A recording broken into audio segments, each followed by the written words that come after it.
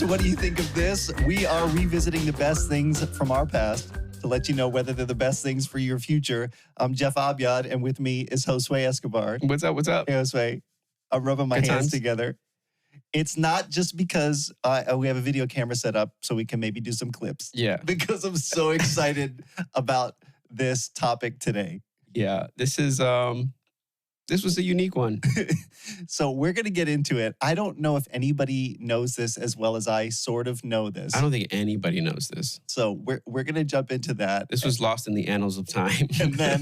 and then we figured out some soundboard trickery. So we've got an enhancement to our Closing the Loop segment, which is good because I have some updates. Nice. Okay, but first, just to lead into this topic, I did have a couple questions for you. Okay. One, did you have any irrational fears as a kid? And this came up because I know we were kind of talking about this a little bit recently or whatever with Peter and the Wolf and stuff. And I had this conversation with my kids and we were talking about, just things that they were scared of.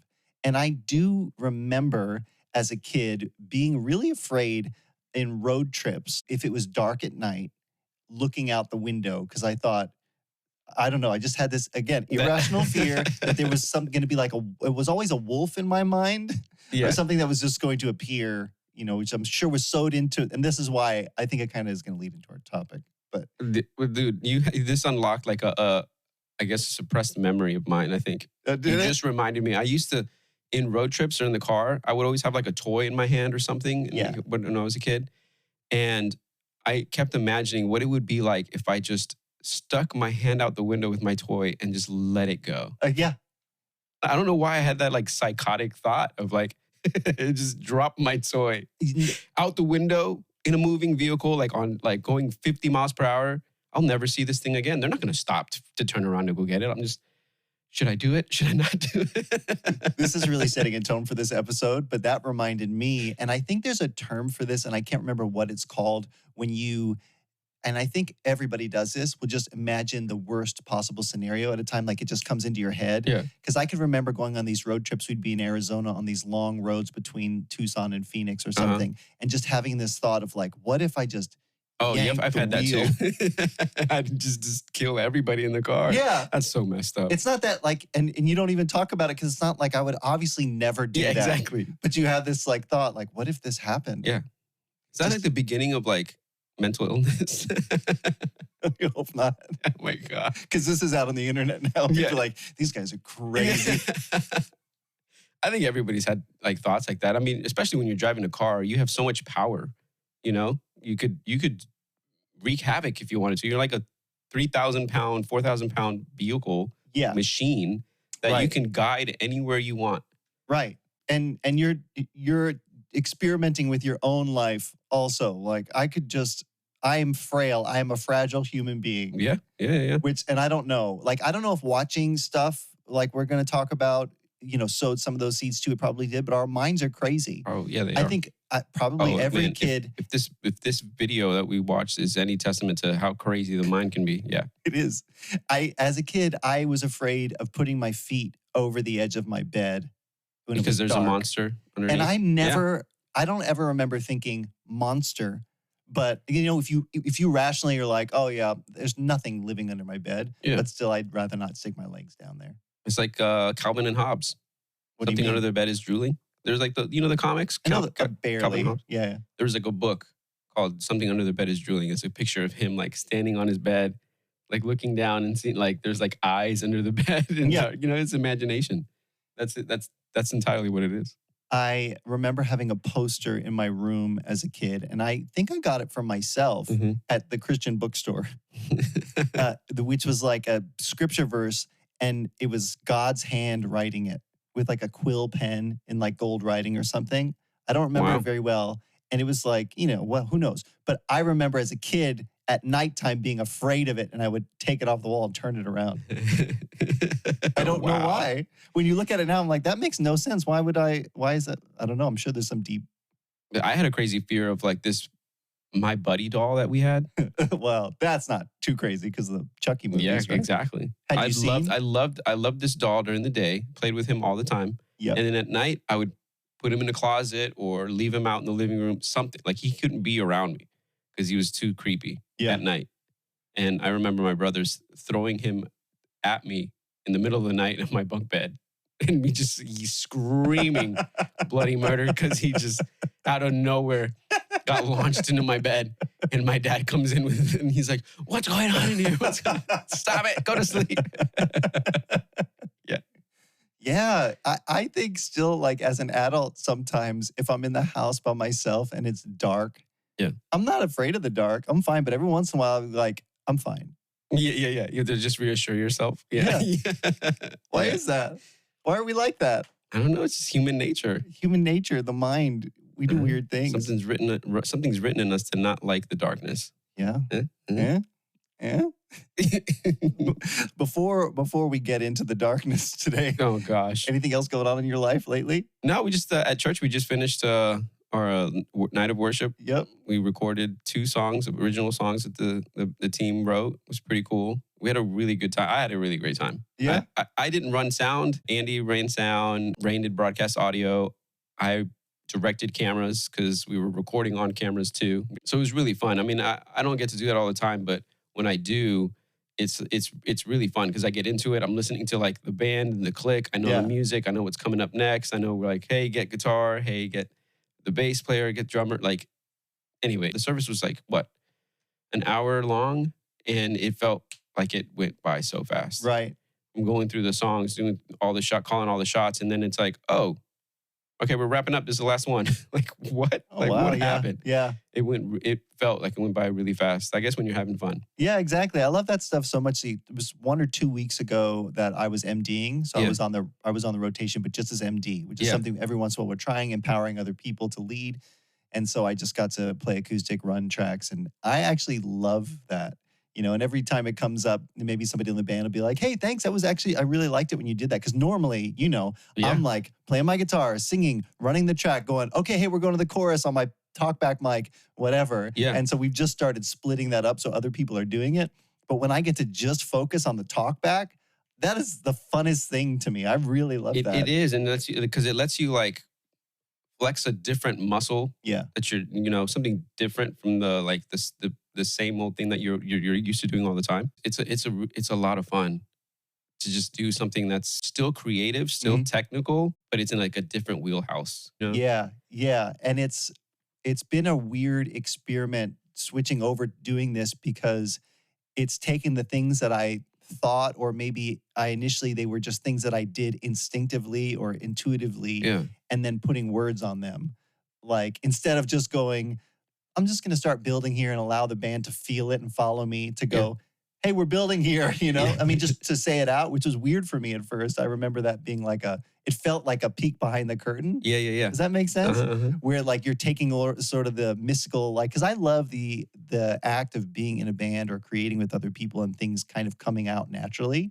But then when you start going like, we're going to intentionally do this, and it's still great. Yeah, and so now that it's done, the process, the other side of it now is like the editing, getting the audio sent out to the guy who's going to mix it for us, because we're going to do that all out of house is how you say it.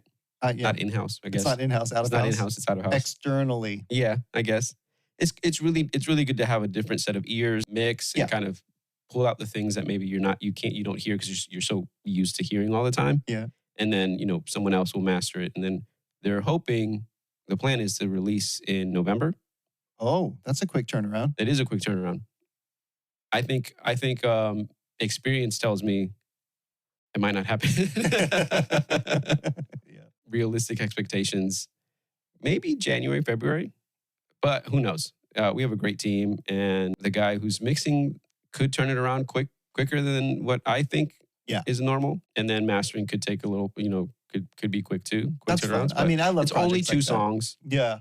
So hopefully it's faster 2 than that normal. You guys wrote. Yep. And so you didn't record, you're not keeping any of the other stuff? No. We're just editing the 2 that we recorded. So November could go well. Yeah, we're coming back into that fall season now where, thank goodness, not just because, hey, the weather's changing and we're back on a normal schedule now, and then you can kind of get back to like planning and following a plan instead of just so-and-so's gone or this thing's, who knows, or we'll try it later on. Yeah, trying to piece things together as like as it comes. Yeah, that's always really hard. I'm excited for that. I'm excited for today because my experience with this project that we're going to talk about. Well, first, let's just set this up. And I thought we could set this up in a unique way today. Okay. We're going to do a little role play. Oh, gosh. Okay? Okay. It's 1985. You are a studio executive, and I'm going to pitch to you this movie. Oh, gosh. Are you ready? I have to be... Okay, go.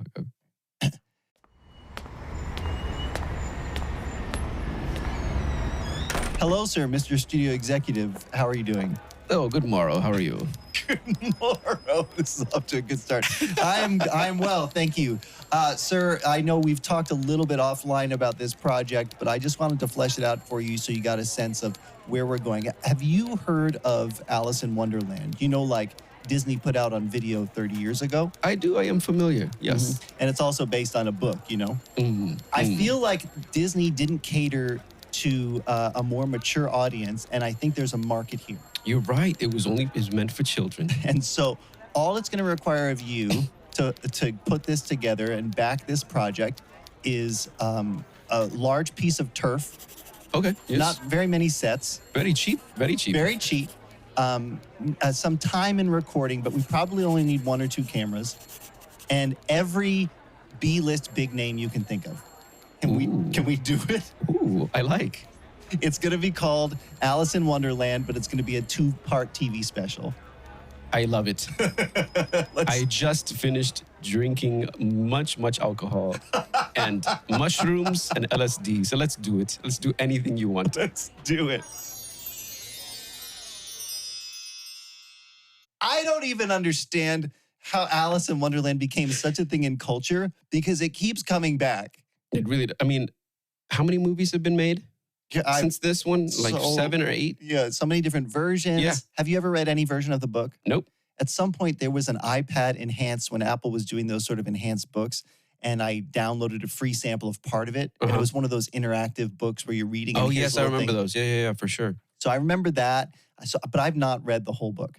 Dude, the only thing that stands out to me that I remember about Alice in Wonderland is the Queen and the Tea Party. And is this from the Disney version that you're remembering? The one with what's her Johnny Depp and Johnny Depp. Yep. Oh man, the Queen with the big head, little body, little head. Yep. But that and some of the Disney cartoon one, the Mad Hatter, the Rabbit, and the Queen. It's like all that like stuff. Just that's how I remember it. Like, okay, yeah, it's a kid's story about this and that. This was insane. When I was a kid, the Disney animated one was one of the VHS tapes that we would have in the library and occasionally would come around. Yeah. So we just kind of knew it. You would watch it or whatever. This version, okay, in 1985, they released this on TV as a 2-part TV special. Yeah. Now, the original Alice in Wonderland, it's Lewis Carroll who wrote this book, and he actually wrote 2 books. So the Alice in Wonderland and the Disney version, and probably what most people are familiar with, is actually book 1, which came out in 1865. Okay? That's crazy. Crazy. And then book 2, Through the Looking Glass, came out in 1871. Gosh. Okay? This what we watched, the 2-parter thing, I think it was like a few months before I was even born. Yeah.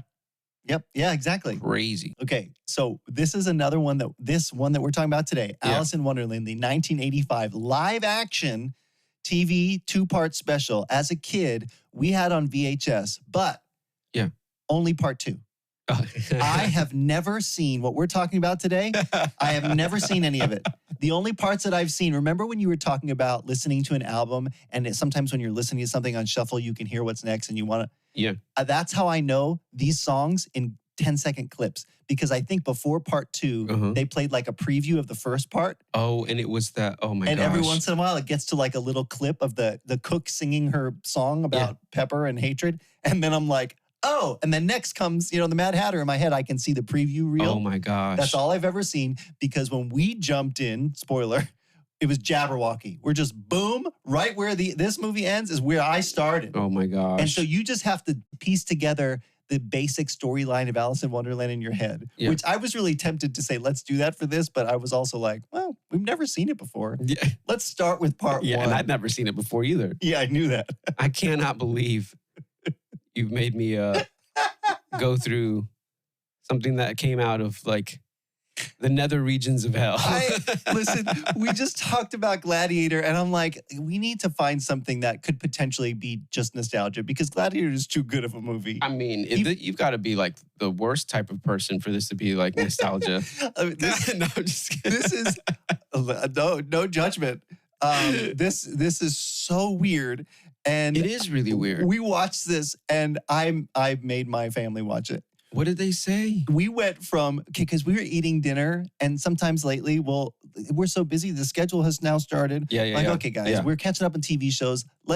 We'll eat together in front of the TV, which I feel like a failure as a parent, but whatever. No, it's fine. So every now and then it's okay. But we were eating burgers. Yeah. And I'm like, Amanda, I can't eat this and take notes. Can we just finish watching something else first?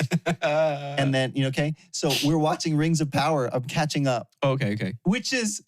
I know some people don't like it. I'm really enjoying it. Yeah, okay, cool. And whatever. And it's so epic. And Amazon spent so much money. Oh my gosh, and the production quality on the thing is crazy through the roof. And then the intro. Oh yeah, the sand. Yeah, all of that stuff. Oh my gosh. So imagine. So I'm done with my burger, and there's still like 35 minutes left of the episode, and we're near the end of the first season. So it's getting epic. Yeah. And I'm like, okay, I'm looking at the clock, and I'm like, I got to get to bed because I have to get up in the morning. We got to switch. So I had to pause. And then we go to Alice in Wonderland. Oh, gosh. What torture. So many times, like something is happening, and I've never seen this. Yeah. And I'm just looking and laughing because I can't believe what I'm seeing.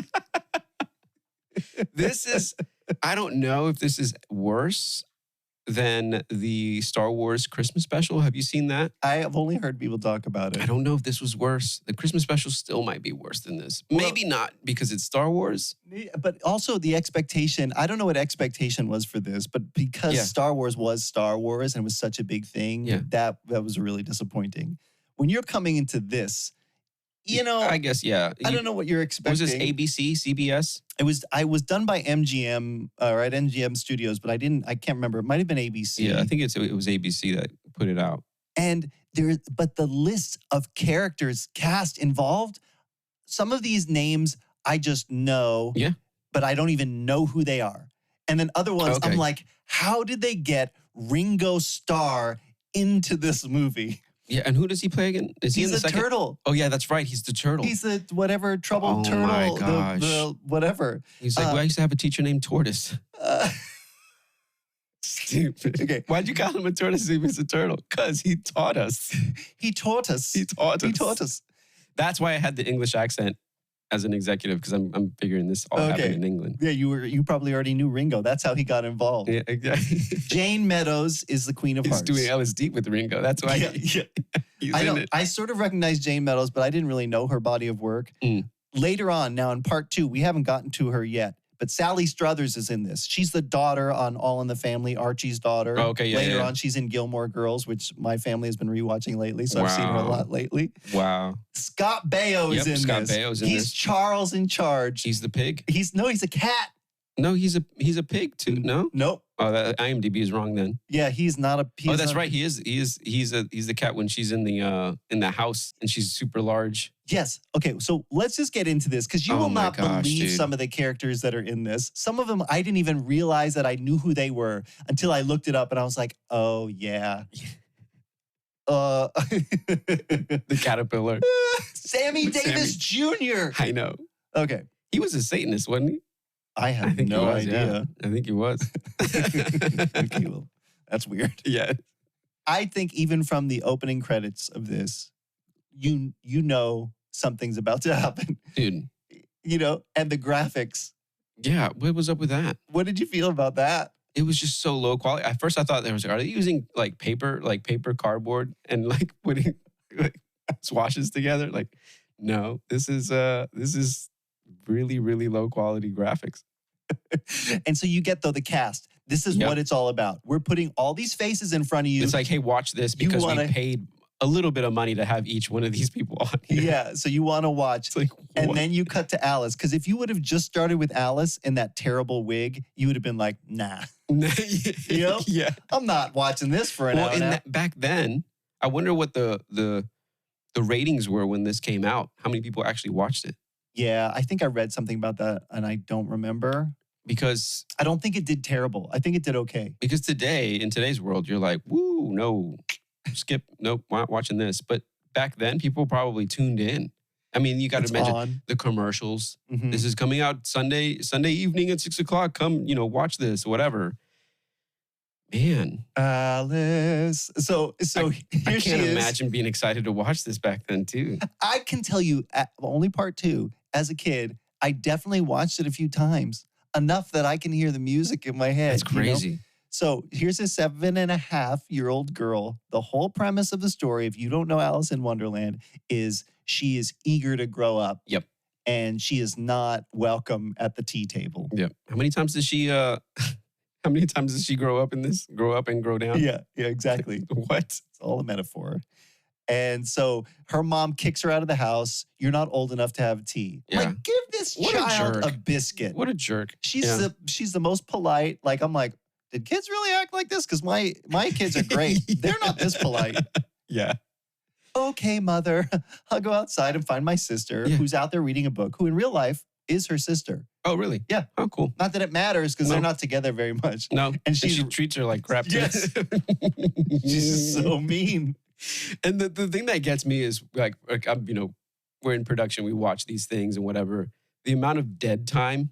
Oh my goodness. That kills me, man. Where they like, okay, next scene, she's in that field or whatever, bubbly brook, whatever. And she's walking. No music in the background. Yes, no music. Nothing. And I'm like, what are you guys doing? This is dead air. Which is weird to me because there is so much music in this movie. When everybody breaks out in song. All the time. So why is there none in between? Exactly. I don't understand that. And then they would say lines and sometimes a character would speak and there'd be such a long pause and then the other one would go like, mm-hmm. And then speak. And I'm like, did they mean for those things to be overlapped? Dude. Whoever was the editor on this was eating mushrooms himself or just off campus because it's so unnecessarily long. It was just like, he edited kind of like how you would edit something that's like a no cut thing. Hey, only edit out the parts where we like said, hey, let's cut this out and then start over again. That's the only thing you did.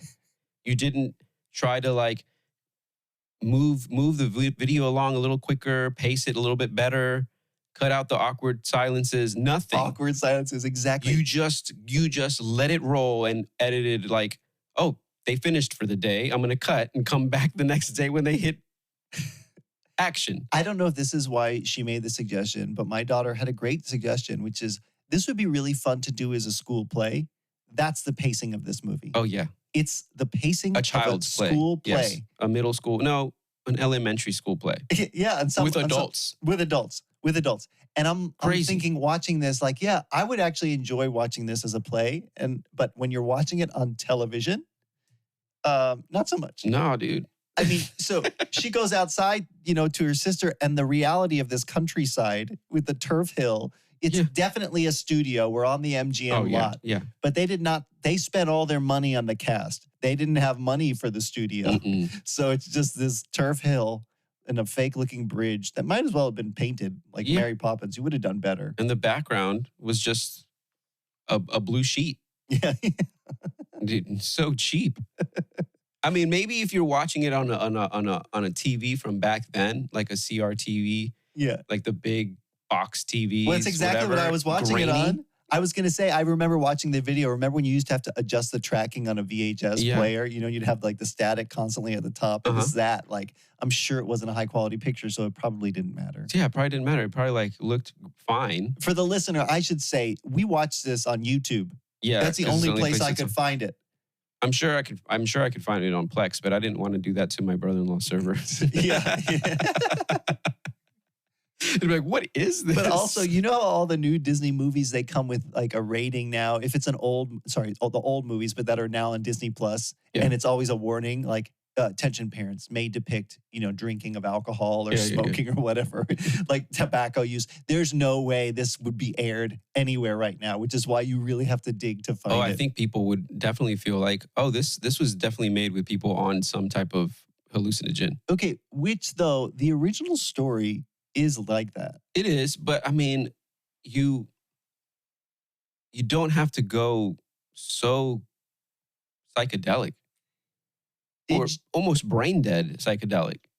Well, but if you really watch the animated movie, I remember rewatching that, and we haven't done it recently. But true, you can get away with stuff though on animation that you can't get away with. Yeah, that rabbit was slightly unconvincing as a rabbit. The way he's running around. Oh God. Well, so did you ever see, and I didn't see it, the new remake or just the movie of Cats? No. And I remember the talk coming up to that, and it almost now feels the same, where we're going to have all these, like Taylor Swift was in it, wasn't she? And, Idris Elba was in it. And all these like famous actors. I mean, that just goes to show you can get them to do anything as long as you pay them enough. And I remember thinking, like, this is the equivalent from back then. These are going to be like animated? Like I thought it was going to be like the new Lion King. But no, they were in full-on cat costumes. And it was notoriously panned. People hated it. Yeah. And I think it's this. And it was still CG. They used a lot of CG. And I can't imagine. Did you see there's someone on YouTube who re-edited it a little bit and made clips out of the cats? Yeah. Oh, no. But he animated the cat's buttholes into it. No. What I heard is that they were originally in it. Oh, really? And had to be edited out. So you just put them back in. That could be wrong. I've never seen it. Me neither. Well, then that's not nostalgic. Terrible. No, yeah, we're not revisiting Cats. Nope. Well, so watching this, I did think, okay, if as an executive, you're trying to put something on TV that will get viewership. I think you're just trying to fill space with this one. Yeah, but somebody must have had a vision. Right? Like a psychedelic vision. Oh, yeah. I want to do Alice in Wonderland. We're going to get this cast. And I don't know how else you would get the cast involved. I mean, if you want them on screen, you got to dress Scott Baio up as a cat. Yeah. Crazy. You can't, we're not CGIing anything. I think it would have been better if they didn't go just so overboard with the costumes that way, like the paint, the makeup and stuff. Because you could just give Scott Baio like a top hat and like a couple of whiskers, and that's it. And be like, oh yeah, I'm a cat. And this is just imagination, right? So you don't actually have to go all the way through and put him in a full fur cat suit. It's like... Of all the things, though... Put him in a nice suit, and give him whiskers and make him look like a human, but with whiskers, and boom, you sold it. Done. I think that might make this movie worse. I think them really owning... Yeah. Because that rabbit is hopping his heart out. And I actually was like, okay, I get why you're the rabbit. Like he was fun to watch. He was like, I didn't think he was a real rabbit, but he really thought he was. Or, he was getting into that. And honestly, like you could tell which people they slotted in just because we want this name, and then which people, okay, you actually have legitimate skill. Because that white rabbit, he was a great actor. Even Scott Baio did really well. A little bit, yeah. But when she like cries her tears and ends up in that river and all those birds. And that guy has a one line like, I don't really live here or whatever. I'm like, well, who are you? People probably knew who he was, but he was a terrible actor. Yeah. Oh, dude. And so the other thing that kind of got me at the beginning was how like naive or dumb she is. Like, drink me. No. This is a full 1.5 to 3 hour PR special about why you don't pick up mysterious drugs or elixirs and drink or sniff or toke or ingest them. What are you doing, It's Alice? So crazy. Why are you going to follow a rabbit like that? Like, she didn't even tell her sister, did you see the rabbit? No, well, because her sister doesn't care. Well, sure, but she's reading a book with no pictures. She doesn't care what Alice is doing. And that's the point of this movie, book, animated, whatever. Alice wants to grow up. She thinks she should be accepted, not necessarily as an adult, but she thinks being an adult is the only way to get her access to being a part of these other people's lives. And they're all looking at her like adults look at kids. Like, one day, fine, but not right now. Yeah. Yeah.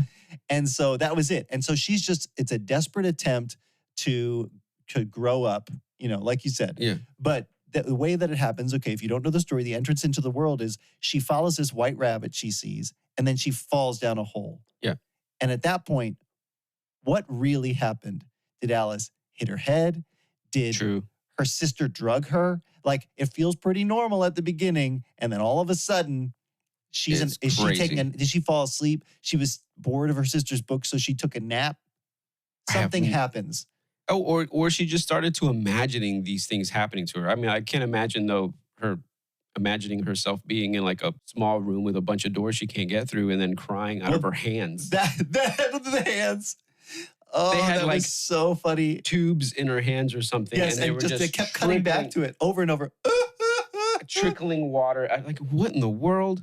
Yeah, do you ever see that SNL Will Ferrell Christmas special where he's singing that song and he's on that rotating platform and then he gets sick to his stomach and then he throws up, but you can tell there's a tube coming out of his sleeve and he's just, what? That's what this looked like. Yeah, it really did. I don't know if they had to do it for that long. No, that's the case of everything in this movie. This could have been shorter. Yep. Most things. Yeah. And it's like, how did she get all that? Did she become really small again after that? Yeah. Because that's how like it made a river of tears. That's what happens, and then it's in the animated movie too. But it's big enough to fit like ducks in it. That's unbelievable. Well, that's the thing. The size plays with your head because later on she's the size of a caterpillar. But to us, when she's walking through the trees, all the trees still look the same size. Yeah, that's true. So you're like, did she get bigger? Did she get smaller? Well, it's weird. She did, but we don't have the money to put into the sets for this. It's just the one forest that we have. It's so weird. So yeah, so she gets locked in this room chasing the rabbit. There's a key on the table. She unlocks it. The door's too small. She puts the key back onto the table and she's like, yes. I can't reach it. You dummy. And not only that. I mean, kids are pretty, little kids sometimes can be pretty dumb, but that's like not. I kept going back and forth with that. Like, you expect more of her and then you realize she's a kid and you feel bad for her because she's a kid. So you should include her at the adult tea table. But then also she's acting really childish. Yeah. Although sometimes mature. That's like inconsistent little kid. So the very first couple scenes, she's taking various drugs, getting bigger and smaller till finally she's giant. Yeah, cakes. What do you think? Do they look appetizing to you? They did not. They look like rocks. Yeah. I remember the animated ones looking, I don't know, better than this. The animated ones? Not in this movie. I gotta watch that again. Maybe I'm remembering it wrong. But she's huge. She cries all those tears. Yeah. Then she gets so small that it's a flood. Yeah, what does she go through? There's a little crack in the bottom of the wood door. Oh, so she's really, really, really that small. Yes. But oh my gosh. They didn't do a very good job portraying that because you don't know that. Yeah, exactly. And she gets inside and she's in that river of those, I don't know what those creatures are. And those ducks. She said something about a walrus. And she's like, is that a walrus? Yeah, it's not. It's not. And then the birds. It's a duck. A duck, Ducks, gooses or something like that. I think. And everybody's really mean. They're so mean. Everyone's really mean. Which is Alice's perception of adults, right? I think so, yeah. Like, why are you all so mean to me? Yeah, exactly. Just let me. And she's not, and she's like polite. Yes. Yes. And so the first character then she has an interaction with is that mouse who's floating around and comes to that little whatever island that she's on. Yep. Did you recognize the mouse? George from Sanford and Son. And the Jeffersons too, right? Yeah, Jeffersons, sorry, yeah. I can't believe it was him. He's talking. I'm like, how do I know this voice? Because his voice is super unique, you know? And he's so like, why? I'm just a mouse. Yeah. I hate cats. Yeah. And she's like, well, I know a dog that likes to eat rats. Let me tell you another story. And he's like, no, don't tell me, whatever. He's traumatized. So weird. Of all the songs to be the first song, because we were talking when we did the Goofy movie, and every time you do a musical, that first song usually sets the tone for the whole thing. It's like the I wish, it's setting the expectation of the character. It's whatever. Alice should have had like I wish I could have tea. I wish I was like my sister and whatever. Yeah. No, the first song we get is this weird little mouse talking about how he hates and he's afraid of all these things. It's so weird. Yeah, and they're all dancing around him. And then the way it finishes, what does she say? They dismiss her again or something. They say something, you guys are so mean. And she like runs away from them. Yeah. It makes no sense. And she says something like, now I know what it means to act like animals. Yeah, exactly. Because they are animals. Someone should teach you all proper manners. Yeah. So, yeah. Oh my gosh. The whole thing, it plays out like a bad dream, which is like the animated movie. That's what it's supposed to be, right? Yeah. A bad dream. A bad trip. Yes. That first elixir she drank. Yes. Don't take strange unmarked drugs, children. Yeah. Because you'll end up hallucinating a caterpillar. But truly, though, talking caterpillar. I mean, you joke, but as a kid, if you're watching this, you're I guess along for the ride, and there's no moment where you think she shouldn't. I mean, you might think she made a bad decision, but if you're thinking, if I was the kid, I would grab the key first, and then I would take the drugs. You know, it's not like don't take the drugs. You don't know that you're gonna become big or small. Yeah, like even later on when she's like, well, everything else makes me big or small. I guess this drug will do something. She doesn't say drug or what in the rabbit's house. Yeah. But did she pick it up when she's still normal size? Because like if you pick it up and I wouldn't put it down again. I'd just hold on to it or put it in my pocket. I know. And see what happens with this elixir. But I mean, something about Alice can't pick up two things at once. I know. Puts the key down, picks up the elixir. Even the rabbit's gloves and fan. But the fan shrinks. Yeah, the fan shrinks. But there was a fan prior to it, right? There was a fan and glove somewhere else. When the rabbit, so she basically, this whole story, she's getting in everybody's way and causing problems while she's trying to get included and get back home. Yeah. And yeah, this poor rabbit is on a mission, or poor rabbit, he's a jerk too, but you know. And he has his hat, or excuse me, his gloves and fan that he needs to bring to the queen or the croquet match or somewhere. I don't know, wherever he's going. Yeah. And it ends up being left in the room because he runs scared from this giant Alice. Yeah. And then she feels bad. So now she's trying to get back to the rabbit to give him what he needs. But all she has is a fan, right? Did she take it with her? No, she didn't have anything. She got it from that room. But then she took the elixir to get bigger and couldn't get out. In his house, in the rabbit's house. Yeah. He's like, Marianne. Yeah, why does he call her Marianne? But he sends her there. And she's like, he thinks I'm his maid. And he sends her to the house to get another set of gloves and fan. Yeah. And so she goes to get it. She takes the elixir. She grows. Scott Baio is there. And a weird lizard. That's right. Yeah. That they send this lizard guy up the house to go in through the chimney. And she kicks him. She kicks him way into the air. She's like, oh, I don't think so, Mr. Lizard. And she just shoves her boot in the chimney, and he just launches, and Scott Baio and the rabbit, they just watch this thing fly. Yeah, and what do they say? They're like, I think they say goodbye. Obviously, they say goodbye. Like, I guess we won't see him again. Like, they don't care. Yeah. Well, that's this weird, fantastical land. And they're just like throwing cakes at her, I guess, because eventually she gets small. Because what are they throwing? Was it the I thought cakes? they were throwing rocks. I thought so at first too, but then she eats. Oh, no, they turn into the cakes. Yeah, that's They're right. rocks, and then like they magically turn into a cake. And then she eats it and shrinks.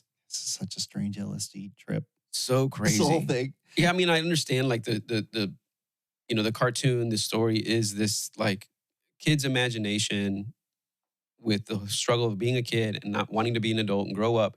And like, I guess there's a lesson in there that she learns other than don't drink random stuff, don't take random drugs. There's another lesson in there somewhere. I don't know. I get the premise. The execution was the thing that is like, what are all these people thinking when they made this? This whole thing could have been a one-parter, honestly. If you move along quickly, and I think, I don't remember the Johnny Depp version of Alice in Wonderland. And there are two of those. There are two of those. I think I only saw one. Wait, there's two, like a sequel to that one? I believe so. Oh, geez. See, this story is literally a one episode or one movie thing. I don't think it needs to be this whole big thing. I bet you there's a full-on, if it's not out already, somebody is in development, a full mini series, because people keep watching it. People keep coming back to Alice in Wonderland in its various forms. There are other versions of it too. I'm sure it's one of those like, hey, you guys want to like take some shrooms and watch Alice in Wonderland? It can't be everybody though. I watched it. I never took shrooms. You know, how did I end up seeing this? I don't know. I don't know either. Well, I mean, back then, you watched TV. and you watched whatever the channel put out, right? So it wasn't like this was before you can skip, before DVR or whatever. TiVo, remember TiVo? Yeah, but you weren't being forced against your will. No, but I mean, there was only a certain amount of channels. And like, let's say there was, I don't know, let's say your family wasn't into watching football that night. You're like, well, what else is there to watch? Oh, they're putting on this special. Cool, let's watch that instead. Or I don't know. I'm saying it was more than that because somehow in our household, nobody was doing any drugs. And this part 2 got recorded on VHS and stayed in our library for years. That's crazy. It is crazy. I'm surprised my dad didn't do the same thing. Because my dad was always recording stuff off the TV. So that's what I feel like they built it up as an event. And it took somehow. Man. And it's still, because, talk about shrooms. So then she meets this caterpillar who's similar in the animated version, smoking the hubble bubble. Yeah, the hubble bubble. It's Sammy Davis Jr. with the hookah on the thing, and he's on the mushroom, and he's obviously standing inside the mushroom, inside this costume, and he's just, I don't understand why they got him for this movie. What? How did that conversation? For the music part. It was definitely, Definitely for the music part, but he is not a good actor. No. Does he act in anything else? I don't think so. Not that I know of. One of my kids is like, is he vaping? Is he vaping? I guess kind of. And she has this whole interchange with him, and he's like, well, just, she relays that she's kind of not remembering things like she used to. And he encourages her to say some poem. Yeah. And she's that's like, right. Oh, sure. I know the poem. And I know this Old Father William. Yeah. Oh, yeah, I know Old Father William. And then he like interrupts her and just takes it over, right? Well, because she can't remember. Yeah, that's right. She's stuck on it. And he says, okay, well, let me help you. And then he takes a toke of his hookah. And then boom, now they're pirates. Yeah, what? Yeah. He's got legs. We know that they can edit. Now we know that they can edit. Yeah, somebody edited it, but they didn't edit it in the rest of the movie. It just took so crazy. a little bit of the hubble bubble. Oh my gosh. And then and honestly, I of all the parts of this movie, them dancing and singing and their outfits, all better. This is all an improvement. I don't know that it makes the story better, but it's the most entertaining thing probably I've seen so far. Yeah. I don't know. I think the end where she meets the queen at the end. Yeah, we haven't gotten there yet. We haven't got there yet, but I think that holds up a little bit better than this. Yeah. I don't know. It's all blurred too. I'm not saying I would download this song and listen to it often. I just mean like, okay, I guess this is why Sammy Davis Jr. is in this movie. Yeah. And maybe then he had more creative control, which is why it went a little bit better. Yeah, they're tap dancing. He's like, here are my skills. Yeah. I can read off a few lines. I can sing. I can tap dance. Let's do a little tap dancing number with the caterpillar, which would have been impossible with 80 legs. Yeah. So let's give him 2. Yeah. And then he just transforms back. Yep, he transforms back and then he like disappears again. When she insults him. Yeah. She's like, because being this small is terrible. That's right. And he's like, excuse me, I am this small. And he disappears. Yep. And then then she's off. And then the next thing I did not remember, I don't know if it's in the story, there's that like frog footman intercepting mail for the Duchess, inviting her to the Queen's croquet match. Yeah. And then he sits outside. This is all filled with very long, unnecessary pauses. Yeah. And goes, why? She rings the gate and he's like, well, it's going to take you forever because I'm on this side of the gate. Yeah. Like, I'm not helping you. Stupid. Which is every grown up in this movie. And so she decides I'm going to go in myself. Yeah. Well, I don't know why she's going into this house. She just wants help. Yeah, she wants help. She wants to find home. She opens up the door and there are 3 characters. This crazy cook who puts too much pepper in everything. And then a lady with a baby. This angry Duchess shaking this baby. Crazy. And the thing is, and you can tell it's a fake baby. It's a fake baby. But they cut to a real child at some point. They cut to a real child and you hear like a real child's crying. Yeah. And honestly, I was like, this should be censored. You know? Yeah. Like, I don't know if I want to watch this. Yeah, did they really like wake the baby up from a nap to get it to cry? Like this is one of those like, I don't know if you guys just went and, recorded a baby crying before all of this and just used it and inserted it. You guys literally, I feel like they were like, hey, we need the baby to cry here. Okay, well, just tap it on the head a little bit. And then they got it to cry. I feel like it just feels like the quality of this, where they didn't think of any, or they didn't have the the way to do all that beforehand. So I want to give them the benefit of the doubt and go, oh, of course they wouldn't do that. But then I think, no, I think they did it. I mean, all those stories about how they treated, Judy Garland or maybe whatever. Maybe they actresses. got the mom or the dad to be like, hey, can you make your child cry? We don't want to do it ourselves, but if you do it, okay, fine. Take away its toy. Don't feed it for a little bit. Yeah. I don't know. Anyway, this tap it on the head until it starts crying. Annoy it until it starts crying, and then we'll roll. She's like shaking this thing and it won't be quiet. Meanwhile, the cook is throwing and breaking dishes. Yeah, what is that about? I don't know. I don't get it.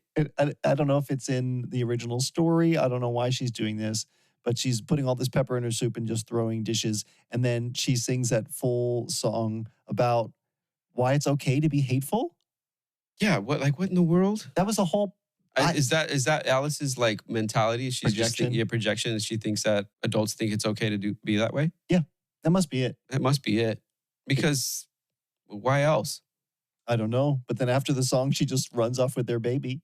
Yeah, that's right. She steals the baby. Because the Duchess goes to get ready for the croquet match. She grabs a baby and hightails it out of there. Yeah, because she, I like how when the music is about to start, she just flops the baby down on the crib. Yeah.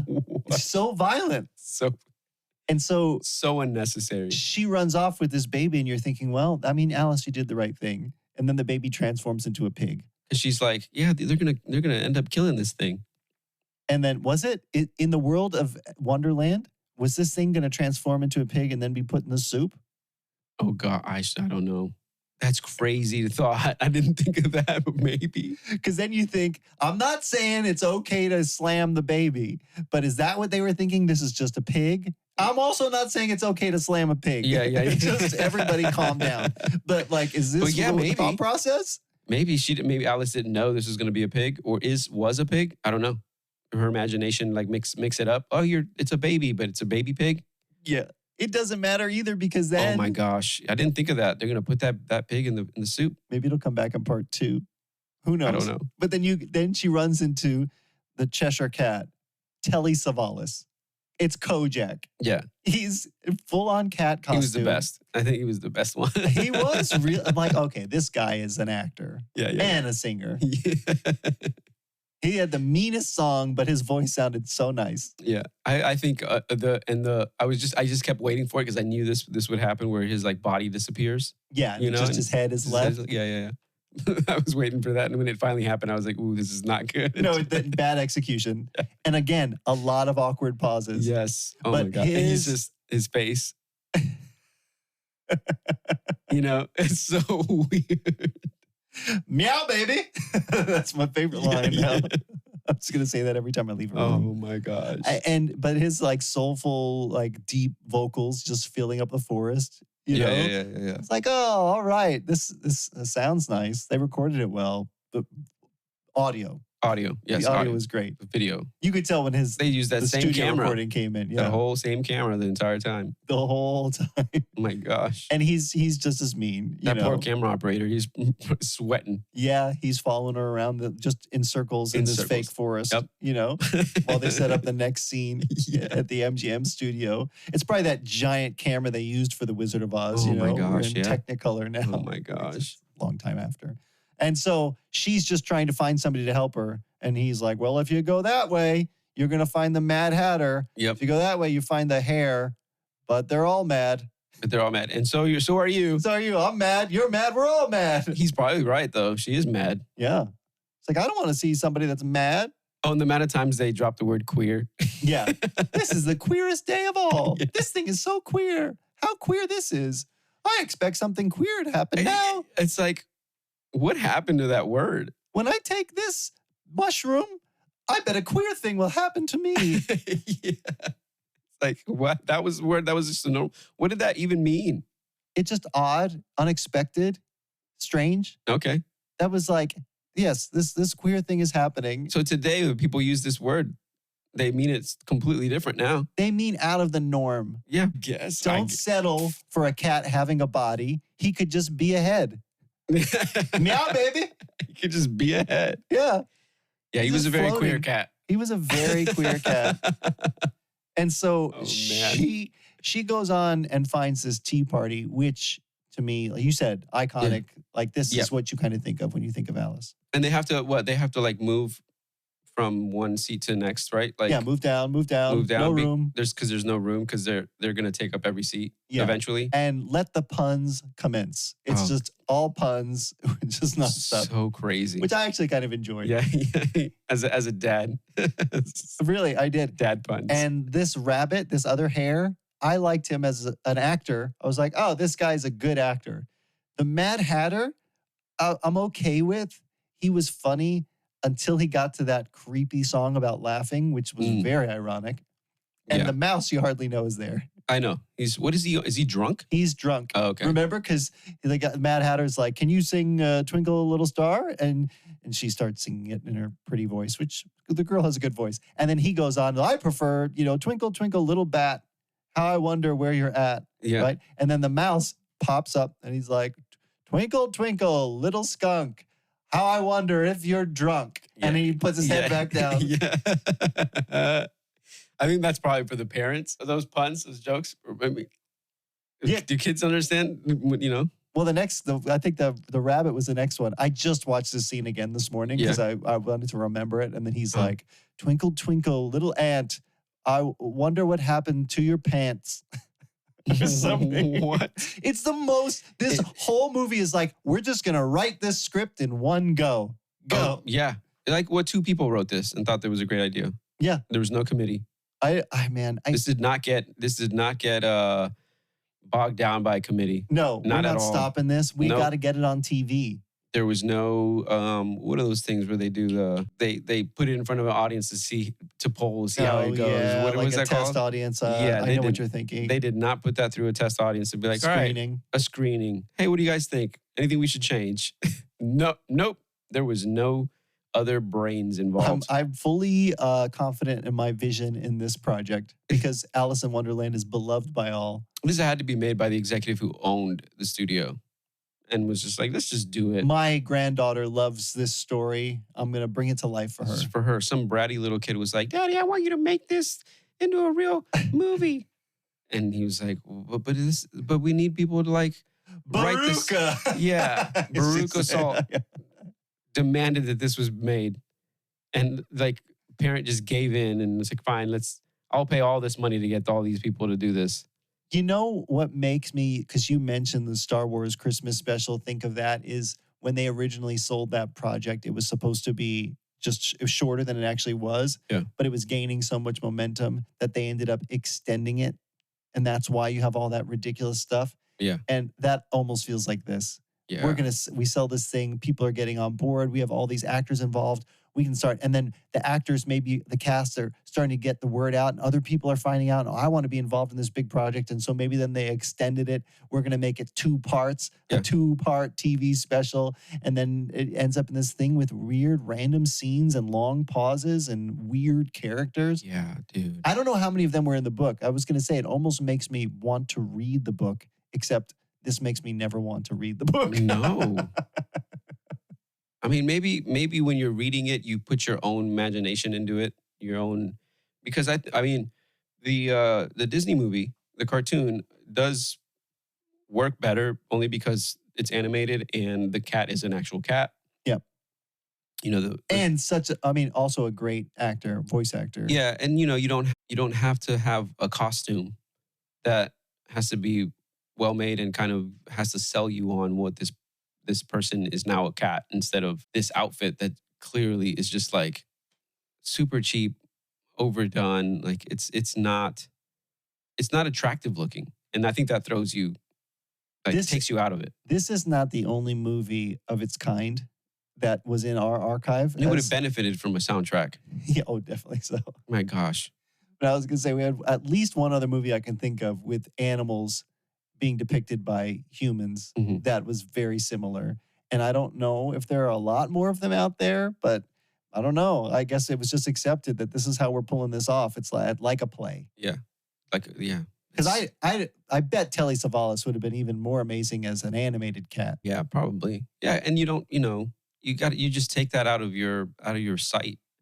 You can't do a really nice set, If you can't say something nice, don't make any movie at all. Exactly. Oh my gosh. Enough of this tomfoolery. Yeah. Yeah, he cuts to that, she's like, oh, well, you guys really do make me laugh. And he's like, yes. And then he's like, he sings this whole song about, laugh.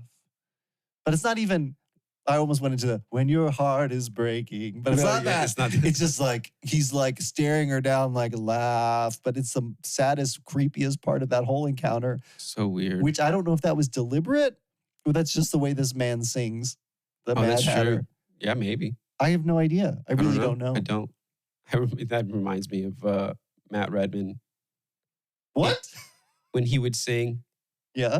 And lead, his face is just so like straightforward, no emotion, but he could be like singing something so emotional, but his face is still just straight. Oh, yeah. No, this Mad Hatter was different. He was very expressive, but the tone of his song did not match what he was singing about. Oh, that's true. Yeah.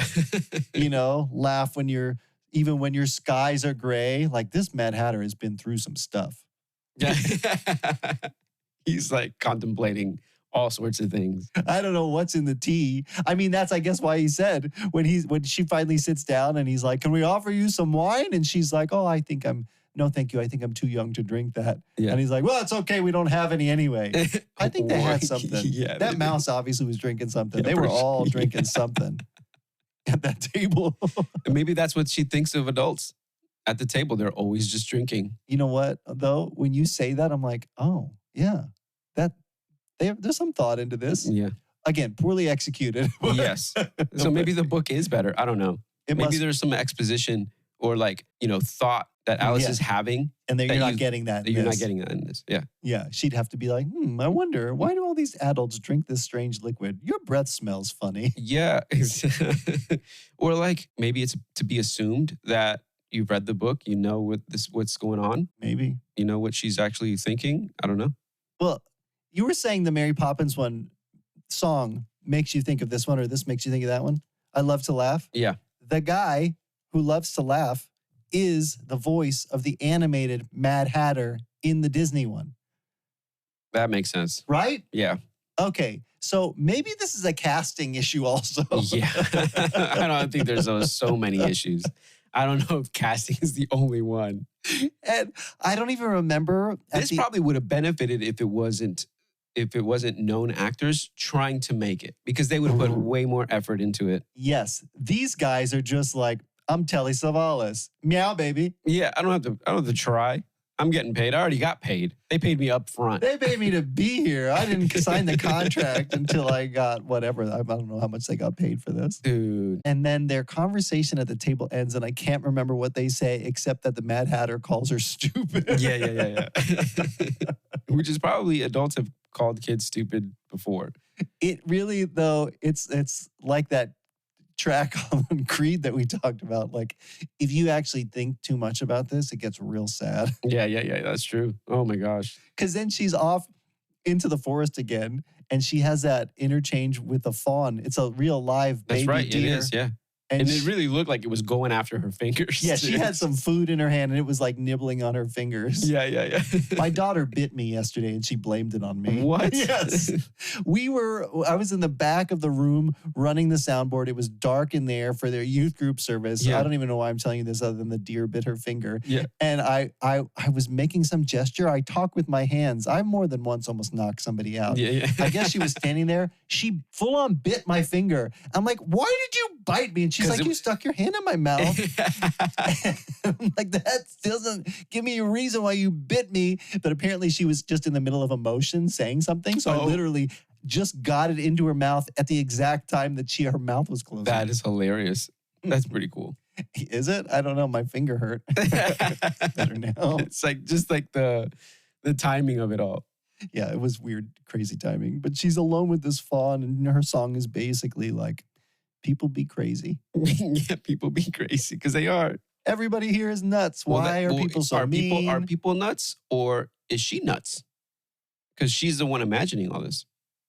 Yeah, based on all of her childhood trauma. Yeah. Her mom was probably shaking her to make her, probably what happened. Her sweet mom setting the tea table. Oh, you're not an adult now. Was her mom played by the same woman that plays the Duchess? I don't know.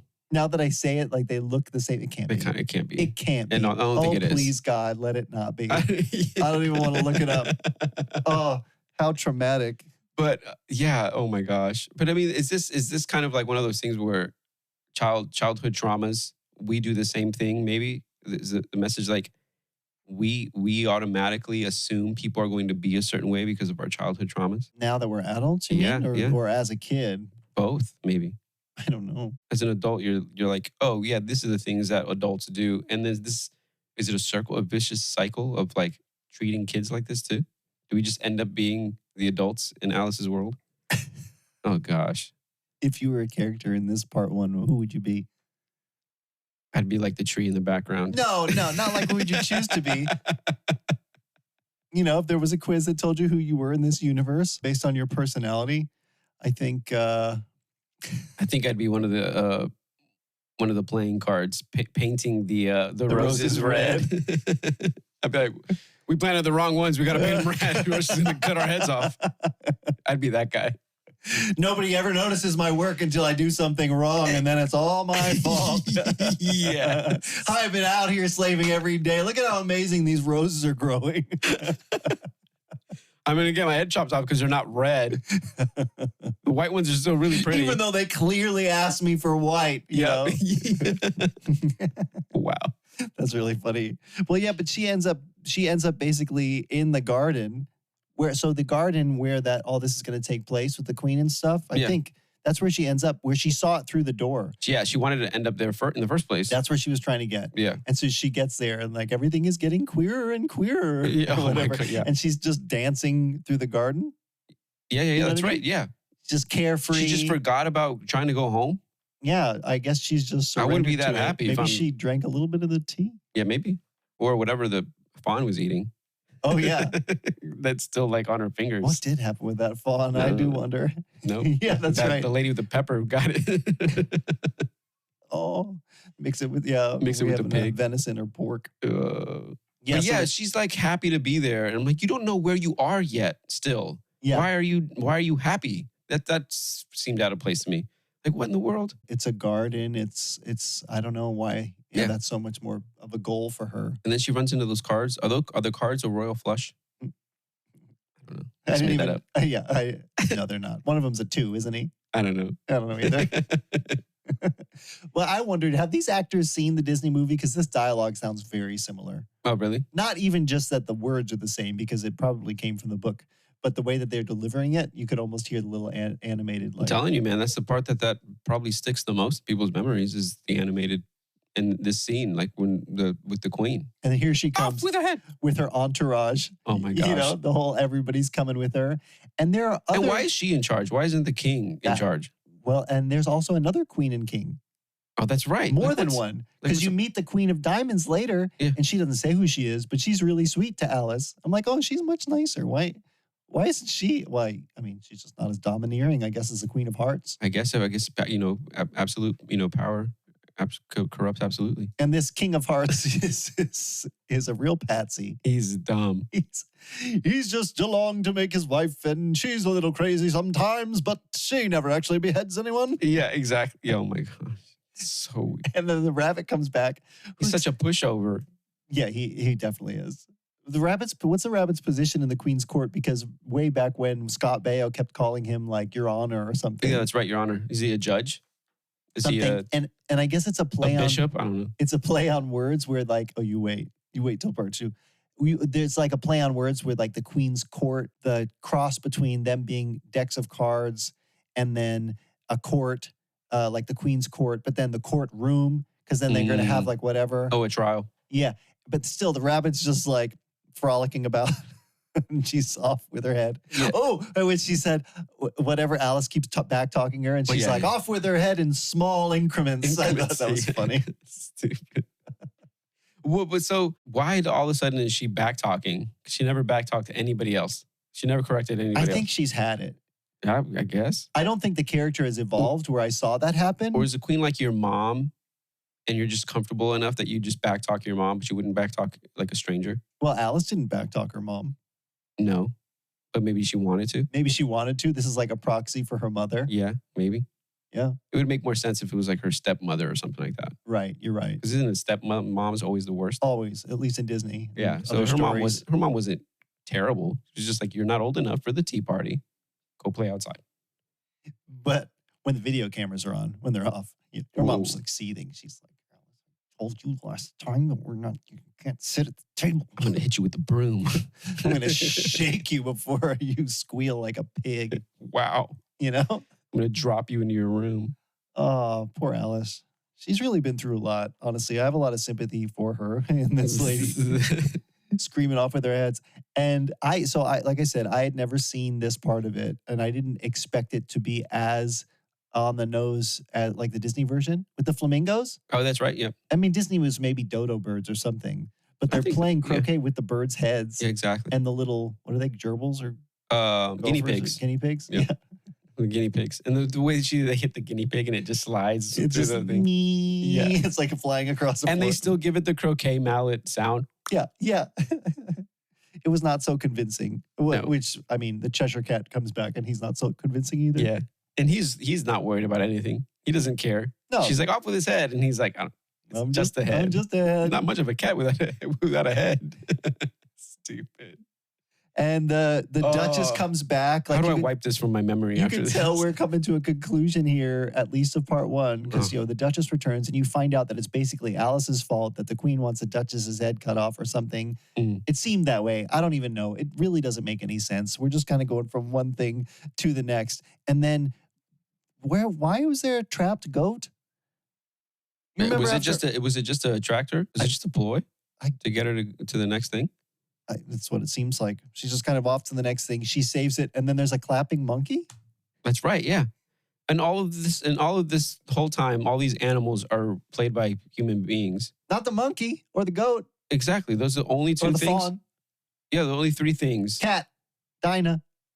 Was there a real cat? Yeah, her cat at the beginning. Oh, but that was like in the real world. Yeah. But in the fake world, the pig, the baby pig. Yeah, I guess so. Look at all these real animals. That's so crazy. It just stood out to me that like, wait, you could have put a guy in a monkey suit like you did everything else. Could you imagine? They paid real money to get a real monkey, and a real was what orangutan. And it basically did nothing chimpanzee. Except wave. Yeah, it's like a little wave goodbye. It's like, what in the world? It was cute. But what are you going to do? Take the little infant and then put pig ears on it and a little snout? Yeah, that would have been funny. At least it would have been consistent with the rest of the... It wouldn't have been as shocking, though. She's rocking the baby and it just grows a fake pig nose. You wouldn't really care as much. But it's pretty devastating when it's an actual pig and it runs away. It would have lent to the whole, like, these costumes are pretty cheap looking. Yeah. You know? Just imagine if you had to do it as a stage play. You have to get a real pig in there. I know. And a goat. And then off to the griffin, which didn't really matter. You get that griffin, that kind of stuck-up griffin guy. I don't know who the actor was. I'm sure he's well known. Yeah. But then you go right to the mock turtle, which is Ringo Starr. Yeah. And his crazy dialogue and his song. Yeah. I didn't like that. No, me neither. Yeah. He's just in there because he's Ringo Starr. And it was like, okay. And this is that whole section where you think like it just got bigger and bigger. Yeah. Because they had all these people. We're just going to keep adding. And honestly, when I saw that he was involved, I was a little bit excited to see him in it. Really? Well, it's Ringo. I was just like, guys, Ringo is in this. And it was a real letdown. They kind of they really lost an opportunity there because they could have had him do the song behind a drum kit or something. They didn't have any live instruments in this, though. That would have been a real complication for them. The monkey wasn't? You just had the monkey playing the drums. So, yeah, and he's not a good actor either. No. But why did they all of a sudden have freeze breath? And you notice that in this song that he had like animated blue breath? He would breathe out. You didn't see that part? Weird, yeah. And then all of a sudden she could, and the griffin, they were breathing out this weird. It was that like the stuff that knocks her out so that she wakes up again and at home, in quotations. They're all doing drugs still. That's what all this is, right? Yeah. Was it even like you could interpret it this way or another way, or we're just full on, we're all doing drugs in this movie? I think so, man. I think it's just like, I'm a kid, I'm going to do drugs, and adults suck. And it culminates, she gets back into the Queen's Court. There's an actual trial going on with a jury full of bird-headed animal human hybrids straight out of the seventh circle of hell. Come on. They're all just with their notepads and they're crazy. They are crazy. Everyone's crazy in this. I think there's no qualms about just not being in right mind. And we're bringing everybody back. We're going to call our first witness, and it's the Mad Hatter who comes back with the rabbit, with the mouse. Or the March Hare, or the whatever he is, and then he sings a whole song about the March Hare. Why are you the March? Because I worked my way up. Yeah, exactly. And then the song is all about how I didn't do whatever you think I did, or something like that. I don't really remember very well. And then the cook comes back with all the pepper. Yep, and she's a witness, I guess. I don't know. Her pepper has the consistency of cocaine, does it not? It does, yeah. It's super powdery. And it's all over. Was it Alice's face or her face? Or it's just getting everywhere. And it's like a big pepper mill, but it's like blasting out powder. And the king just keeps demanding, like, give me a verdict. He just wants his trial over with so he can go to bed or have a drink. What does he say? Something about like, oh, well, there's no point, then we should all go. I don't remember. It's so dumb. It's just, they were trying to be funny, but it's a technical term for like when you're in trial.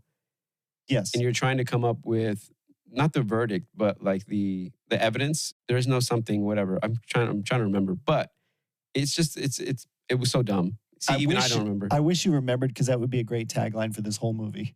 Yeah. Oh my gosh. If there's no point, we should all go. Yeah, exactly. Because that's literally what it was.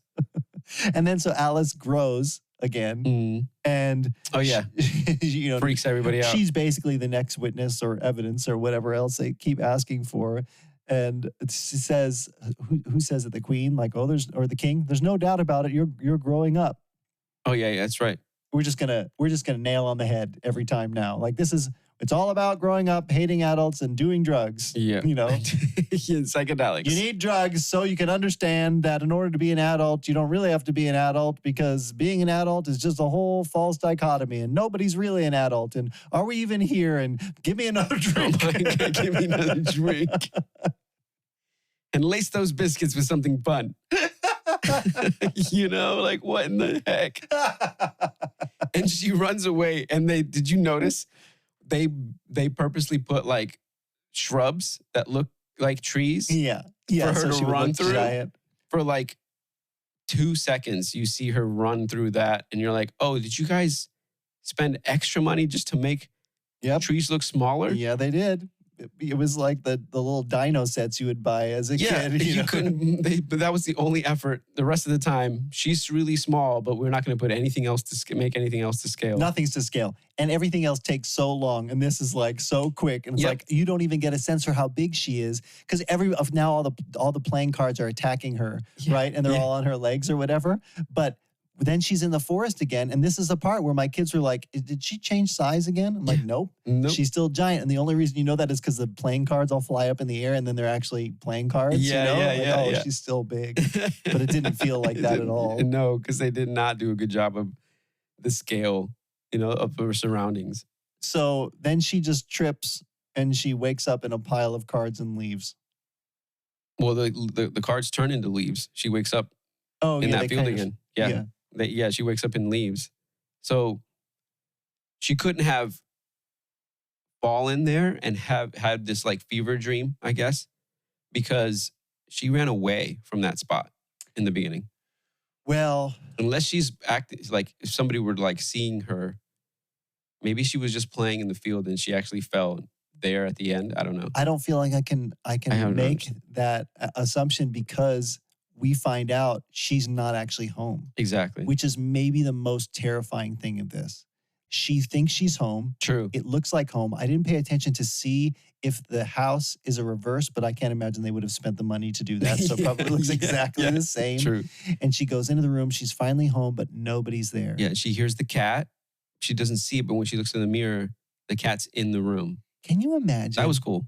Like, this is... And I think this is why maybe I thought part 2 is more compelling, because as a kid, the idea of nobody being home and you being by yourself, like, this brings us right back to what we were talking to at the beginning. Yep. That's the terrifying element of it. So now it's either I stay with the stinky adults in my life in her case, like they won't include me. So whatever. Maybe she loves her mom. Yeah. Okay. I'm not saying she doesn't. But then she's not included there. She's with all these crazy creatures, doesn't want to be there. And her only other choice is to be by yourself. Yeah. Which is what she doesn't want. But now, like, traumatizing by yourself. I think, so the only thing about that is, like, maybe being by yourself would be not that bad if, like, you can interact with, like, the things in your home. Like, your mom makes dinner. She doesn't see you, but you can still partake. You don't have to deal with any of the meanness of adults, but you can just survive and live in your home. This sounds like the making of an actually pretty compelling movie, Because I think you would find missing that relational connection would drive somebody crazy. Yeah, probably. Like legitimately crazy. You can just talk to somebody and they don't ever respond. Yeah, because that's it. So like you said, she sees her cat in the mirror and then her parents, her dad, who you've never seen. Yeah. They come to the mirror and they're just checking themselves in the mirror of their outfits because they're going out. And she's yelling. This is like a bad dream.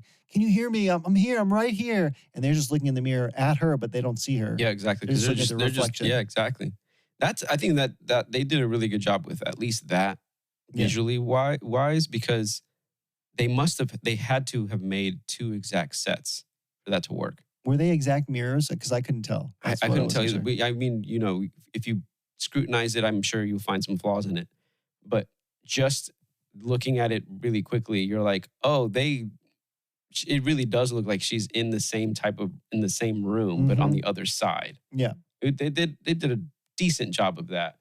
And she sits. I'm sure they don't keep it up in the next one. She sits down next to that Jabberwocky book that she picks up and is this terrifying Jabberwocky poem, which, have you ever heard the word Jabberwocky? Mm-mm. I only know it because of part 2. Okay. And then she's like, oh, well, good thing I'm grown up, so I'm not afraid. Oh, right? yeah. Whole point of the movie, right? Or whatever. Yeah. So now we're talking about fear. So maybe the first half was all about loss or exclusion or something. And then this part is like the fearful part of being a kid. I don't know. Or being an adult. Or both. Yeah, like transition. I need to be brave enough if I'm going to grow up. Or maybe it's those fears you have as a kid that you still have and you take along with you as when you become an adult. There's only one way to know this, Josue.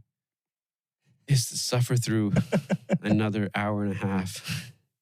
I think, though, of a psychedelic trip. And before we give our take on this, which I'm sure people are wondering, is I think we give it a little bit of a break. Like, we don't come back to this immediately next week. We just let it sit. Let it simmer. Yeah. Just for a little bit. Oh, because what we did. I don't think that's a soup that gets any better. What we didn't say is she reads this creepy Jabberwocky book, and then you get the lightning sound, which they used more than once in this story. And then the lights flicker, and then she's like scared, obviously. And what is it that comes out? The Jabberwocky. It looks like a dragon. Yeah, that's basically what it is. It's like a creepy boogeyman, dragon, dinosaur, slick, slimy body and little hanging. They did a good job of not putting a lot of light on this thing, because I'm sure this is not a good looking costume either. And Lord knows who's inside. Oh, yeah. It's probably, what's his name again? Sammy Davis Jr. He's inside that. Actually, I looked it up. I think the same guy is involved in a bunch of horror movies now. I'm going to have to look it up after this, and maybe next time we talk about it, we can dig into who's the Jabberwocky. Oh, my God.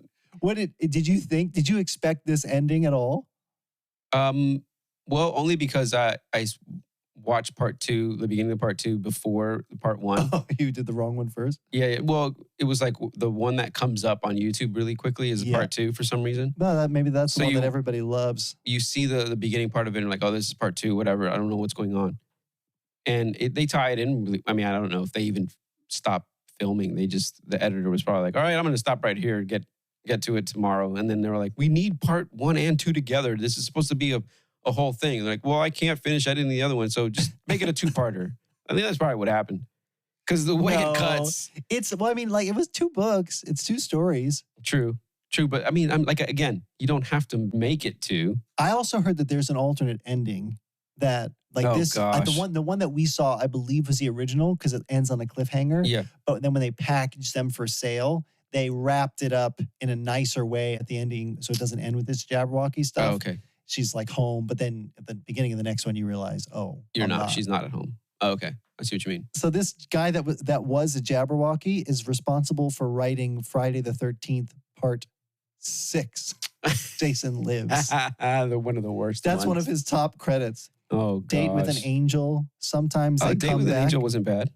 You know that? I've never heard of it. Date with an Angel with oh my gosh, I forget the main actors. I don't know either. Sometimes they come back, and The Unsaid. Most of this not heard, but he's done a lot of creepy stuff after this. So I guess that's his thing. Date with an Angel is probably that's a nostalgia one for me. I think. Really? I don't know if that would be like if it's any good now, or if it holds up or not. But that was a funny one. It's basically like this guy, an angel falls from heaven into his swimming pool. Yes. He rescues her out of the swimming pool. She's on Earth, and he basically falls in love with her. She falls in love with him. She can't speak because she's an angel, so she's just. But then animals. Wait, why does an angel not speak? I don't know. Animals are attracted to her. She'll be like in the woodlands, and she's like all the animals come to her, and everybody who sees this is a horror movie. No, it's not a horror movie. It's not. No, it's a romantic comedy. Oh, and everybody. I all this time was expecting it to take a dark turn. No, it's not. He's engaged. By the way, he's engaged to another woman before he meets this angel. Okay. And this angel kind of changes his heart, and he's really wants to be with her. Yes, and yeah, this is a movie you should watch because it's pretty crazy. I was trying to look this up because one of the other guys that I had tagged as a cast member in this was the Frog Footman. And the only reason I tagged him as this is because it's Robert Axelrod. You know the name? He's a singer from Guns N' Roses, right? No, that would have... Axl Rose, sorry. Axelrod. It's like, this is Axl Rose. The reason I mentioned it is because he's in Mighty Morphin Power Rangers, the movie, as the voice of Lord Zed. Remember that big red, muscly looking guy? Yeah. Just another weird random credit. That's so crazy. Like, all these people, I don't know. I mean, at least he went on to do something else. Made some money. No, he went on to do a lot of other things. He was in The Blob. Don't remember. I don't know that one. Anyway, here we are at the end. And so I say we give it a pause. We just wait a little bit. Also, because if I try and watch this in my house this week, my kids will murder me. Yeah, they're going to revolt. Here, Dad, drink this tea. We're watching something else tonight. Yeah, you're passed out. You'll have a fever dream of your own. Tell me, was it based on knowing a little bit about the story? Was it anything along the lines of what you expected? Well, yeah, a little bit. I mean, as far as the characters in it, yeah, they hit every single beat of the characters of the original cartoon. Yeah. I say original cartoon because it's original to me. Yep. I did not expect how kind of brain dead of a production it was kind of thing. It just seems like the least amount of effort for some reason. And I know it was probably a lot of effort to do all this stuff. It probably took these guys a few weeks or months to make this. A few weeks or months. I don't know. Maybe did it take a year to make this? I don't know.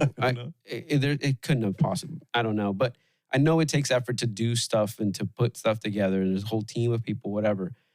But it just seems like it wasn't thought through well enough, And I mean, God bless them. God bless their hearts for making this. Bless their hearts. Yeah, going back. It's not something I would recommend anybody watch. Listen to the podcast.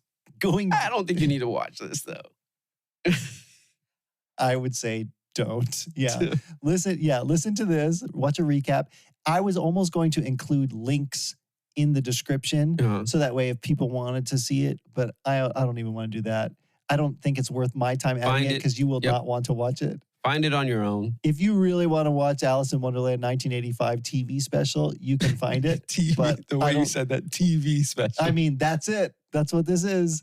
It was made for TV. It's still there somewhere, but this isn't even like I wouldn't even classify this as like a straight to DVD movie. No. This was a straight to TV show, like mini series. It really has a vibe though that is different. And it's not just because it's Alice in Wonderland. It's a specific, it almost feels like British TV, like weird episode of Doctor Who or, Yeah. That's kind of what it feels like. Well, the thing you said at the beginning of this being more like a play, like you can imagine this being a stage play for a high school or whatever. Yeah. I'm like, oh, okay. If you watch it that way, you understand. But it's like somebody's dad with a camcorder just plopped it down in the audience and hit record at a high school play. It's a little bit better than that. I think that is a very apt description. Yeah. So this is a weird thing on the rating scale because I can't say it holds up and I can't say it's pure nostalgia. Yeah. I mean, it's your nostalgia. Not this version of it, not part 1. I guess. Oh, maybe yeah, true. When we get to part 2. Yeah. So I'm gonna say, big thumbs down for me. Please don't watch this. Oh yeah, man. If I was the Emperor of Rome, he'd be dead. Don't make your kids watch this unless they're in trouble and they just deserve something. Off with the head. This would be a good punishment. Go downstairs and you're gonna watch this show. I don't like the way you spoke to your sister. The thing is, in all reality, I was excited for my kids to see how terrible this was. Like really? I kept looking around the room and laughing at and 2 of them fell asleep before the end of it. It was like, okay, whatever. I think it was more compelling for the younger kids. So it really, not because of quality or anything, but I think because she's a younger character, there's a more identifiable angle there where you're not feeling the more adult themes. You're seeing it in a kid's eyes. Maybe I'll attempt to watch the second part with Ella, see what she thinks. I'm afraid she'd be afraid, though. I don't want to give the girl nightmares. Maybe Eva. Yeah, Eva can handle it. I don't know about Ella. You should maybe see if we can convince Eva to watch it. We should get together and watch it. But it is, because we got to the end of the lightning and stuff, and there was a little trepidation in the room. You could see tense, what's going to happen when the music hit. So we'll see. Great. But it's not all terrifying or anything. Right on. Let's hit our third segment, which is going to be closing the loop. It's like a snake eating its own tail. We're coming back to a couple of things that we talked about in previous episodes, if you have not already listened. Also, if you have any input as a listener of things that you might want to mention, whatever, feel free to email us at email@wdyt.show. But we talked about the Goofy movie, in episode 7, which I still think was great. And I would almost be willing to watch that again. But I asked if there was a Chip and Dale Darkwing Duck crossover. There is. There was one, I haven't seen it, but there's one animated episode that came out July 1st, 1995. Chip and Dale Rescue Rangers had a crossover with Darkwing Duck in Disney Afternoon #9. Wow. So they were crossing everybody over. There's a whole table of all the things that had crossed over with what, and they were doing that a lot. That's cool. That's interesting. That's creative. I would like to see all those Disney characters cross over into an Alice in Wonderland movie. That'd be funny. They don't have anything like that yet? I don't know. I'm sure something like that exists. It probably does, but Alice Mickey Mouse into the Looking Glass. Alice is a Disney property, Yeah. Oh, I'm sure there's going to be an Alice in Wonderland movie coming out here in the future. Those things just keep coming back. I'm going to look it up when we're done recording here and see, because I bet there's something in production. Yeah, maybe. And episode 8, we talked about Creed.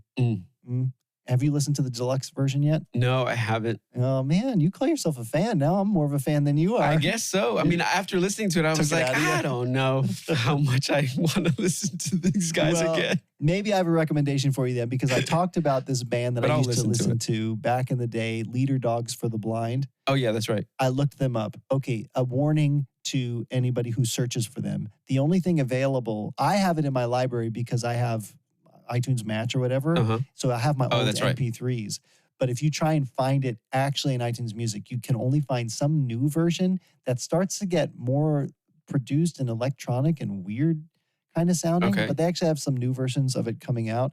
But the album that I know is called Lemonade. It has a dog on the front with a lemon in its mouth. And since then, there have been all those whatever re-recordings. But remind me when we hit stop because I'll show you. It was pretty great. And it would be great to play the drums too. And I was saying that the end of Creed's song Beautiful reminded me of POD. And I tracked. That's right. It's the Brown album, which is another large amount of drop D.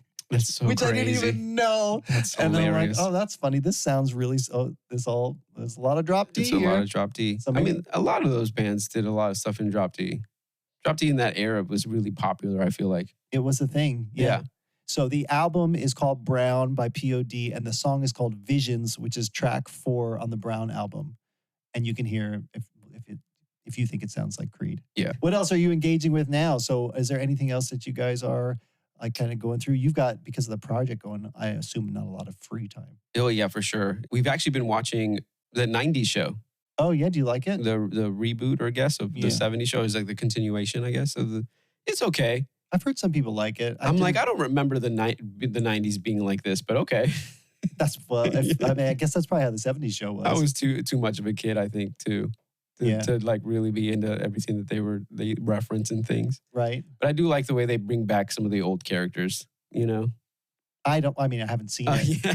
It's pretty funny. I can imagine. Red and his wife, I forget, is it Penny? No, not Penny. What's the mom's name? I forgot now. I can hear her voice in my head. I don't know her laugh, classic laugh. Yeah. She's great. I think she kind of carries the show a little bit. I can see, I don't like these shows that come back like Fuller House. Yeah. Or, Girl Meets World. I'm not going to say it's like amazing and you should watch it, but it's just one of those like, hey, let's just throw it up and watch something while we're eating or in the background.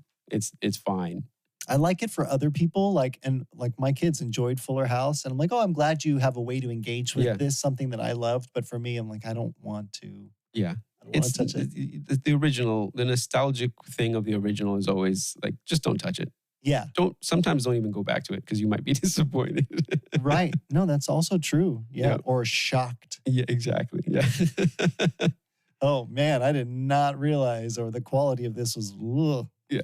Oh man. Is there a TV show or series that meant a lot to you as a kid or growing up that you went back to and were like, oh? Which is sort of this whole podcast, but yeah. Have you ever watched Dinosaurs? Not the mama. Yeah, not the mama. It was good. I remember it fondly, but when you go back to watch it, you're like, wow, all right, this is. I mean, some of the things are pretty funny still and hold up. Like some of the jokes. Yeah, but yeah, I don't know. I tried because it was released probably on Disney or something to watch some of it with the kids because I remembered that, and then I was like, I don't even want to put myself through this. Yeah. Some of the references of like the news when they're watching the news, the dinosaur news, and they're like, "There's a comet, like a few like millions of miles away. It'll never hit us." Yes, it's like, oh, okay. That stuff. Yeah, I'm not saying it was bad, but yeah, I remember it pretty well, and then going back to it, and then kind of like, okay, well, I don't know that I want to go through all this again. Or the recycle. You watch it again, and you're like, oh, they recycled the grandma, like in Monsters Inc. The voice of it's not the same actual voice, is it? It sounds almost like it. Like, you're an idiot.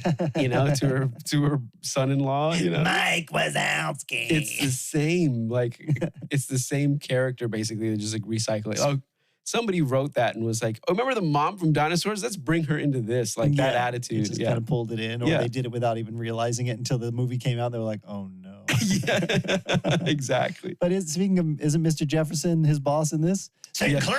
Oh, that's right. He is. Yeah. Sinclair, get in here. Yeah. Oh, I just wanted a little extra time off. What? Why? You're fired. Enjoy your time off. And then he's like, no, wait, I need you. You're hired. Yeah. It's so crazy. That was basically like Family Matters, but just in dinosaurs. Yeah, kind of. It was that same kind of vibe. I remember, like, as a kid, really being into the animated show Thundercats. Oh, my brother was super into that, yeah. But I don't think I was actually into it. I remember having... Thundercats. So good. Thundercat. Ho! Yeah.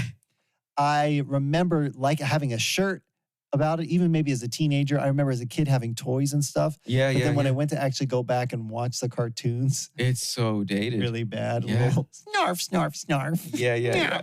No, you know. It's kind of like He-Man too. Oh, yeah. He-Man had a great intro music, you know? It was built to sell toys. It was, yeah, most definitely. But then the actual show is like, oof. Yeah. I don't know about that. Well, let us know what you guys think about Alice in Wonderland. If you watched it or not. I want to know if anybody has seen this. I know that's an interesting thing. Yeah, I want to know if anybody else has seen this because to me, this was like, where did you dig this up? It is a deep, deep cut down a deep, deep hole. I'm sure they want it hidden. Like all the people involved. Like, that's the only reason it exists barely on YouTube. Exactly. Yeah, I do. But I do want to know if anybody else... Who took the time to put it on YouTube? Somebody, my gosh. But that's what I mean. It's got this weird like cult following of people that somehow know what it is. Gosh. But I really want to know what people think and if people can guess what episode is coming next. Oh, okay. So if you don't already know, if you're not behind and looking at the track list and you don't know what's coming after this episode, I want you to pause and look at the artwork. Or if you follow us on Instagram, we're there. Or if you follow, like even on my Facebook page, I've been creating an album. And then you can zoom in and see if you can tell. Find the hidden Easter egg. Because I put out the Creed episode and I sent the image. It may have been my brother or somebody. I'm like, oh, did you see my Easter egg? And they're like, yeah, you and Josue are in the... And I'm like, well, no, that wasn't the Easter egg. Yeah, like I'm getting out of hand with my Canva. There's a little trinket in the picture. Yeah, right on my. If you zoom into my neck, you'll see a little gladiator helmet instead of a cross, which I thought was really creative. That was awesome. Yeah, but I'm gonna have to start. I mean, I don't know. I'm not even necessarily gonna make it more obvious. I'm just gonna keep throwing it in there. So if you don't know yet, but if you want to know, we haven't discussed officially what we're doing yet. But I know we had tossed around the idea of digging into Mrs. Doubtfire, which I think would be a fun thing to go back to and hopefully as good as I remember it. Yeah. Something with a little bit better of a costume. I mean, is that the tie-in? Well, they worked real hard on it in the movie. So yeah, that's true. I think the kids would love that one too. I think, have your kids ever seen it? I don't know. I haven't, no. I don't think my kids have seen it. I remember as a kid being introduced to it and it being something I unexpectedly enjoyed. Yeah, I love Robin Williams. Yeah. He was great. It's hard not to. So yeah, if you have any suggestions of other things that you want us to cover, yeah, please email us at alice@wdyt.show. That's what do you think.show. And tell us, if you want us to cover a topic, if you have comments about this topic, you can always also leave comments on Spotify. Yeah. Underneath the episode, we'll see that and give it a rating. For sure. And please like it and give us a star or a thumbs up. Not a star, five stars. All the stars. Give us all the stars. But don't just listen and not rate. Please rate because it helps. You sound real desperate. Please give us your ratings. Well, I've run into some people. I'm not going to call people out, but they're like, oh, I listened. And cool. Did you rate it? No, I forgot. Yeah. We'll rate it. Getting people to rate and review is the hardest thing. I don't know why. Now I understand now that we're making these. Why people do that? Why people persistently say. Honestly, I find it's hard for myself too. How many things I listen to and I go, well. I feel bad. And I'm going back and going. Yeah, 5 stars. Yeah, I actually like this. I've listened to 300 episodes of this. I should tell them I enjoy it. Exactly. And I'm like, yeah, I mean, not just my family and friends, for sure them. And I'm to my kids, have you listened to this week's podcast? You could tell the guilt in their eyes. It's like when I ask if they read their Bible. Yeah. I'm a couple weeks behind. It's okay. Recommend it to your friends too. There's no judgment. What I've been telling my friends, family, anybody is just find an episode you like and share it. Yep. And you can do that. You can find all the links at wdyt.show. But honestly, it's not just Spotify, not just Apple. We're on YouTube as well. Yep. So if you just search for YouTube at WDYT show, we're there. You can stream the whole thing. Do you have YouTube Premium? No. We got it when we got our whole TV package. Okay, yeah. And so a lot of times I'll engage with podcasts, even audio ones on YouTube, and you can create playlists there. And if you follow our YouTube channel, you can also find our playlist of music that we're listening to. So when I mentioned That's right. I need to add to that. POD, or, you talked about Switchfoot or Lizzie McAlpine or all that stuff, I've been just dropping a couple tracks on that playlist, and then people can find those songs there too. So best way to engage. We just want any kind of engagement. Yeah, it'd be great. Yeah, it is great. No, we've been really enjoying doing this. And so I'm looking forward to talking about that next time and our next test kitchen, which is coming up soon. Yeah, that was fun. I want to do that again. Yeah. And I've just got to get my body in shape in case we're going to go down the lane of eating a lot of bread again. Oh, my gosh. Oh, no. Oh, no. But you can follow us everywhere, so please do that. Follow, like, subscribe, rate, and that feels like a lot of instructions. Yeah, and just love. Just love it. Just share the love. Just share the love. Don't be like the adults in Alice in Wonderland. Yeah. What are you, dumb? Don't be dumb. Be joyful. Be smart. Be nice. Thanks, Josue, not only for co-hosting, but for being willing to watch this terrible piece of media. Def, you got it. This was so good.